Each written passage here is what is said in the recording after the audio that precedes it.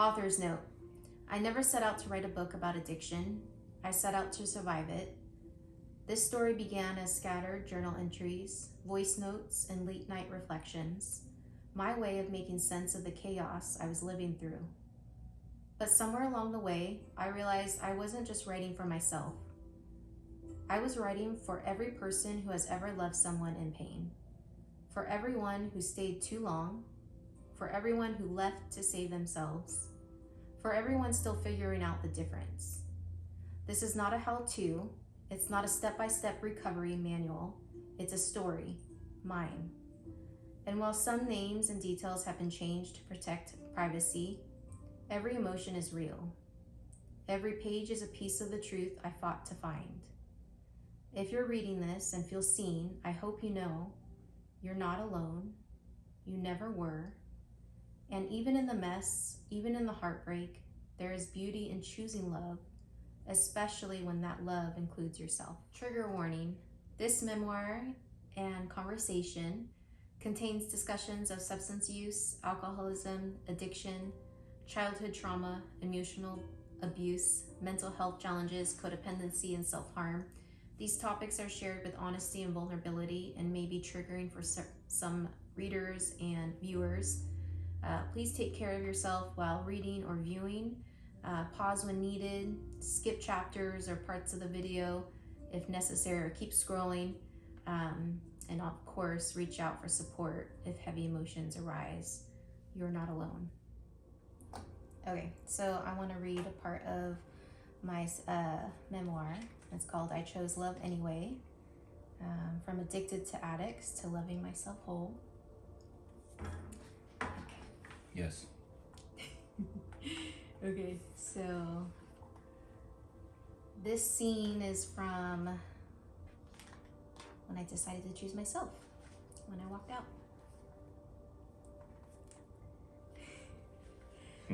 Part 5, the call. She had seen it before, my mom. She saw the look in my eyes, the slow unraveling. She lived it with my dad. And now she saw me slipping into the same abyss. I started hurting myself again, not in the ways that left marks. Oh, I'm gonna cry. Scratching, slapping, pinching. Anything to distract from the emotional torment. She didn't push, she just said, when you're ready, let me know, and I'll come get you. That stuck with me. And one day, after a hike and a call from Brett asking for more money at Costco without a receipt, I knew. I got home, he was too cheerful, my gut knew. I searched, I found the vodka hidden, half drunk. I didn't yell, I didn't cry, I just packed. He dropped to his knees, begged, pleaded, promised. But I made the call because I couldn't stay, because staying was killing me, because leaving was the only way to save us both. Done. That was way harder than I thought. I thought I would be like, no problem. Well, you read it many times. I know, that's trippy. Okay, well, who's gonna ask the first questions? Well, I think people want to know who punched the door, who left those holes in the door. Not me. Definitely not me. That was me. Yes. Yeah. And the TV. But yeah, I did not do that. I was not, I was never a violent drunk. I was kind of weird. I would isolate. I didn't want to be around anybody. I'd like go on these like 4-hour, like gonna sit outside by the dog parks. And I think it was like more or less like me. I knew I was like too drunk to be around you, and I was like gonna mess up and show you that like, oh whoops, he's drunk, you know, because like I was trying to play this like whole character, like that I wasn't as bad as I was. Or so when I would get too drunk, I wouldn't come home. Like I'd go sit in my car, or I would like make excuses to do things, and I'd like take a lot longer than normal. Some of the times I would actually like pass out in my car, and I wouldn't, that was like part of the reason why it, like these very easy, short tasks would take a long time. Yes. Like, oh, just go get something from the store, and it's like 2.5 hours, and I'm like, oh, I was fuck it, I passed out. I was just very frustrated during the whole time, and like I would say things, and you wouldn't like. I don't know. You'd make up some story, and it just like snowballed, and then all of a sudden I'm just like, I'm done, and so I had to like put that anger somewhere. That has to go somewhere. In that moment, I'm like up to here, you know. I'm overwhelmed. I'm angry, but yeah, the anger is usually put out somewhere. So I punched the door, but the door is not like it was like paper thin. Yeah. So I kind of want to ask you, like, what was it like for you when I left? Like, pack the bags. That moment when I just said. You know what? Details. I don't know a whole lot of details. The last like month, it was just kind of a blur. I don't like you tell me some things, and I'm like, really? Like I don't. My brain doesn't have the capacity to. It didn't have the capacity to register it then, and I can't find it now. Like I don't remember you leaving. I kind of do. Interesting. I kind of do. I kind of have an idea, but like I can't put myself back there and replay it. I just remember the silence, like me and Bronco just sitting there, and I was like, what do I do now? Or did you even take him? No. No, you didn't. No, I was I with him didn't. for a couple days. Yeah, a couple days. Yeah, I couldn't. I still had to go to work and stuff, so I couldn't leave him in the hotel. Yeah. So I left him. Yeah. I picked him up a couple days later. Yeah. Okay, I remember that. I remember being out in the parking lot. It got pretty dark.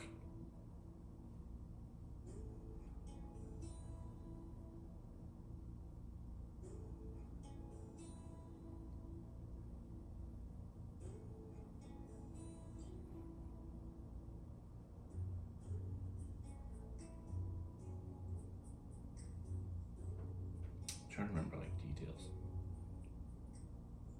I don't know a lot, dude.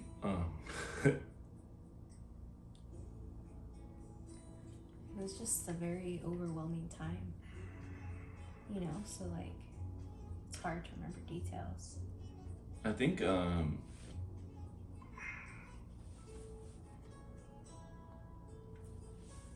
me get rid of these first. Going through the health issues I was going through, I was like partially worried about that. And then I was like, okay, well, and then I was like worried about the detox. Like, okay, this is probably gonna kill me. Like, cause I already have all this other shit going on. And I knew I wanted to. So I remember texting my brother on Thanksgiving, and I told him,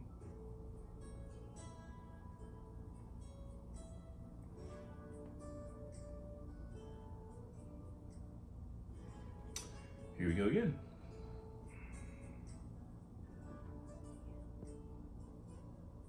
I mean, this is a very healing time for us, you know, so we are unpacking a lot. I messaged my brother on Thanksgiving. I told him what was going on. I was sitting in my car with a a stolen turkey breast.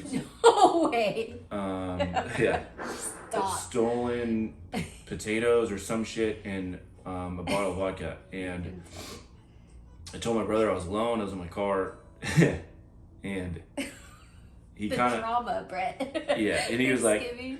he's like, no, you're coming over. Like, you're not gonna spend Thanksgiving by yourself, right? So I went over to his place.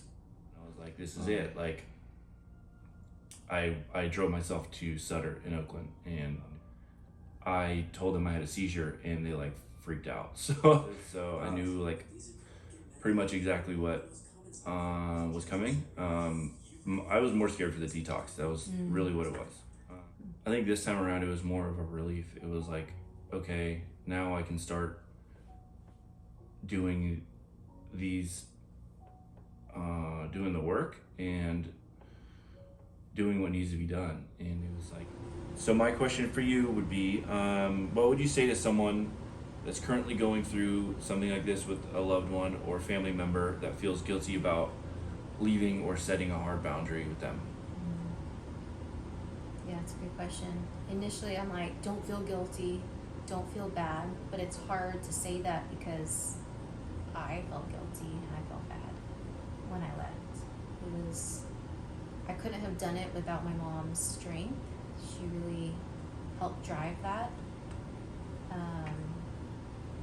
Setting boundaries is not something I'm used to, especially with you. You're very convincing, you're persuasive, you're manipulative when you're in your addiction. So, like, setting that was really hard, but I reached my limit and I walked out. And when I walked out, I chose me every step of the way. And it was so hard. I mean, I had to cancel our honeymoon. Yeah. And that was excruciating. Like, I mean, I was like crying, clicking, canceling. Like, it was very hard, but I had to choose me, you know? I'm like, nothing that has happened in the last 2 years, I wasn't helping you. I was enabling you. I didn't have that, type of language back then, but now I know, like, I'm a huge enabler. I'm codependent. Unintentionally, yes. Yeah. Unintentionally. But when I walked out, and I set that boundary, and I chose me every step of the way. I didn't have the capacity to think too far ahead. All I had to focus on was like this moment, and like every day was different. One day I'm like crying, can't like hold it together. Other moments I'm like a little hopeful. So each day was different, but I had to like stick to my boundary line. I had to hold it, like, and that was hard. That was so hard to do. But this is that hula hoop effect. I kept choosing me, and that's all I could do. And then everything around me started aligning with my boundary line, me, the way I wanted to live my life. And I'm just so thankful that it actually worked out. But I think, this is God's work. Like He really came in. Yeah, a lot of it has to do with faith. Having faith that everything's going to work out as long as you take care of. So back to the hula hoop that you're speaking of is from a friend of mine that when I was in treatment, we were on a little drive and he was telling me about how I should not be worried about the future. Basically, the hula hoop is inside of that little circle here and now that you can physically change or alter to help out that future or change that future. You don't worry about it as long as you keep it in that moment and things that you can control. Everything else is going to work out. And I lived by that as well. When I was in treatment, is every day I was just doing the best I could to make myself better, a better person, better man, better husband, and it all worked out as well. So with both of us having this little circle that we're working on and not worrying about the outside of it, over time ours, like, we're able to join up again, and now we're able to work as a unit and have our own like married hula hoop and also our own. So, and as long as you take care of yourself, you just have to have faith that it's going to work out, and it really does work when you do it that way. It's a great tool to use for sure. I'm going to read something too. We are.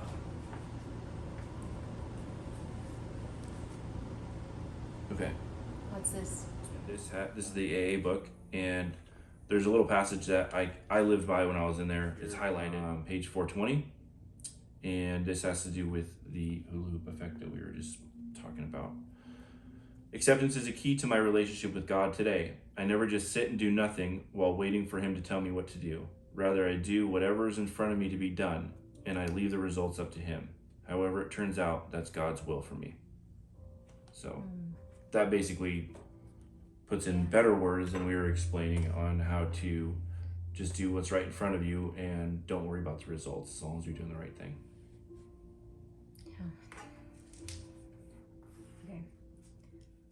You want to read a page?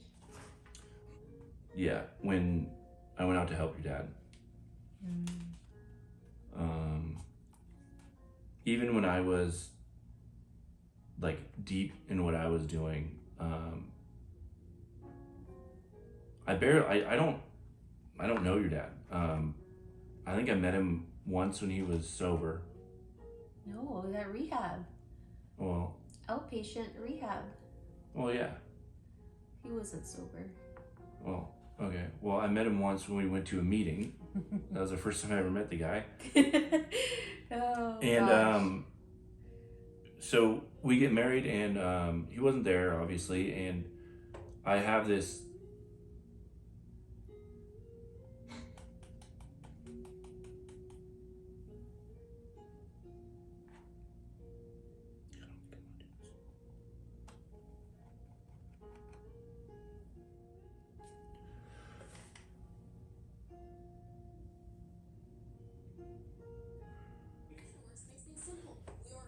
I don't really necessarily have to read it. I think it's just the story of when I went out to help your dad, and I was going through everything that I was going through. It showed that I still had like the old me still in there, because this guy needed my help. I barely knew him. He was my father-in-law and is my father-in-law, and I heard that he got, I guess he got jumped and beat up, and was in a pretty bad spot. So at the moment, I dropped everything and drove out there to help him and everything. And I just walked right up to him, knelt down, and started to help him. I was cleaning off his wounds. I asked him if he needed food, if he needed anything. I literally gave him the shoes off my feet. Yeah, your Crocs. Yeah, my Crocs. They're gone. I haven't had any Crocs since then, unfortunately. I had some camo Crocs, and he was wearing some like tattered. I don't even think he was wearing shoes. Probably. So I just took them off and was like, "Here, what size shoe are you?" And he was close enough, so I gave him those. Walked back to my car, and I always have like a couple pair in the car, but Your shoes are everywhere. but it just shows that like even. I mean, I don't know if this is like patting myself on the back or something, but it's like even when you're like deep in your own shit, like there's still like a part of the old you, even if you're a shell of yourself. And like for people that are like family that is going through it and seeing an addict in their lives, like they get glimpses, and it's like moments of hope, like, oh, he's still there, there's still something in there. And I think that was one story that will always stick with me, that like my values and stuff were still there sometimes, and in that point it proved to me like, okay, I'm still a good guy. I knew you were a good guy. That's why I fought for you for so long, because I knew that good guy was still in there. He was just struggling. Mm-hmm. And that struggle is temporary if you get help. And so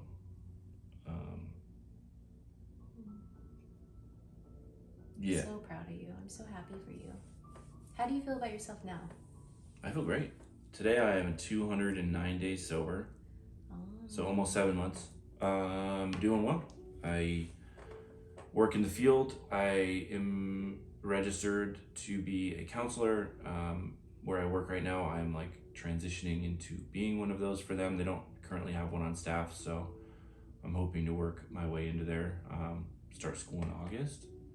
Kind of nervous about that. I haven't been to school in like 18 years, so okay. 20 years actually. I'm just going through like life changes that should have happened a long time ago, but it's kind of cool to be able to like live them and know that like you can live a normal life. And our relationship is like amazing, and everything is just going really well. And I know like at first I wanted everything to happen like now, like everything needs to be better now. I need to have you have a million answers right now. You needed a commitment right now, and you were trying to like do all these shortcuts, and it's like, no. Yeah. And yeah, cool. It's been nice to get to know you sober Yeah, we had to like date again. Yeah, we did. I was like, oh, I've never dated sober Brett. But now Not I'm really. married to sober Brett, and